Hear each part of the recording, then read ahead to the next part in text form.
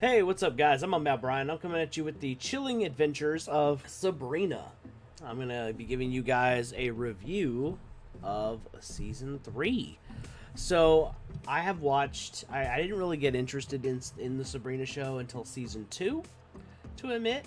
So, when Season 2 was announced, I was like, okay, fine, I'll give it a shot. So, I watched all of Season 1 and then Season 2, and I gotta say...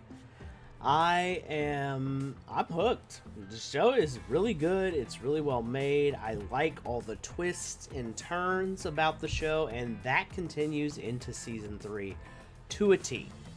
But it goes from, and it's kind of interesting because it turns the duality of Sabrina from choosing her human side and her witch side, and turns that duality to choosing from one side of her family to the other when you think about it. So, real quick before we continue on, there might be some spoilers. I just want to give you guys some heads up. And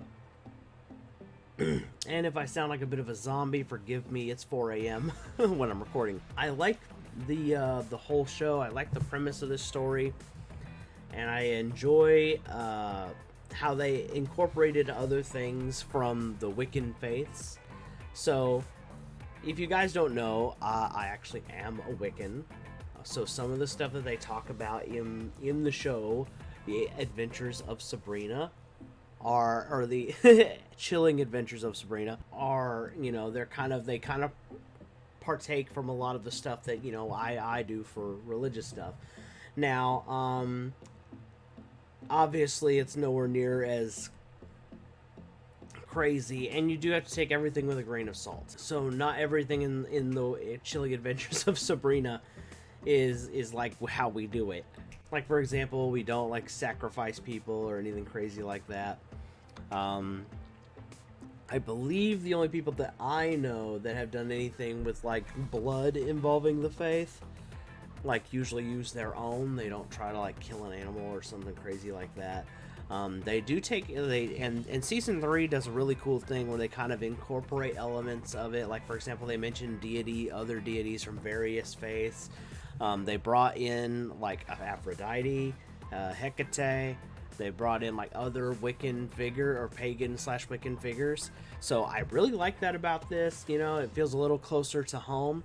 The only thing I didn't like was that they, in a way, the actual pagans were both the good guys and the bad guys. Like, I thought it was weirdly kind of strange because, but at the end of the day, it's a story. They're taking elements from it to tell a fun story, and that's what it is. And if you enjoy magic and you're like me, you can handle them like stretching the truth. I mean, like, I imagine, like, for example, a Christian would feel the same way about like the Noah's Ark movie. You know what I mean? Where they had like a whole war scene or whatever. So I imagine, like, if you can handle that, this is a good show to get into.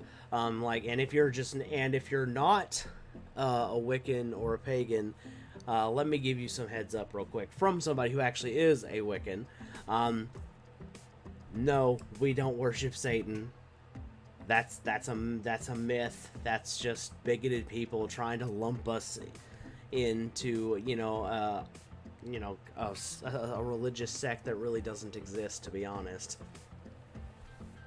And this is theater. All right, this isn't. If you want to know more about Wiccanism, look it up. Look it up on Google.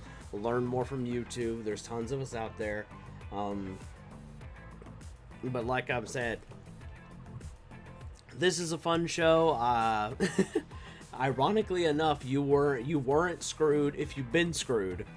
That was just a kind of a fun little element there. I kind of got a giggle out of that. Like, how Christians are all like, very much like, you have to control your chastity. You know what I mean? You have to, be a virgin or whatever. And then, like, the villains are looking for virgins. I just found that. Sorry, just the duality of it was hilarious. But yeah, I recommend watching the Chilling Adventures of Sabrina, especially if you like horror or anything spooky. Like, I am all in the spooky realms. I mean, even my own book, The Unbound, The Spirits Awaken, Gotta give myself a shout out, is very much in the kind of realm that like Sabrina is, works in the realm of magic and monsters.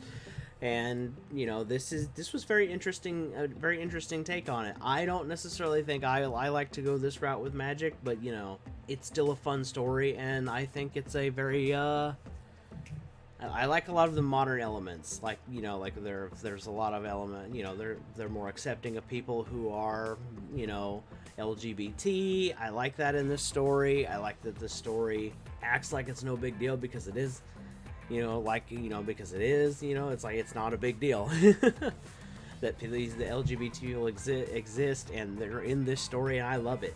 And I'm already ready for season 4.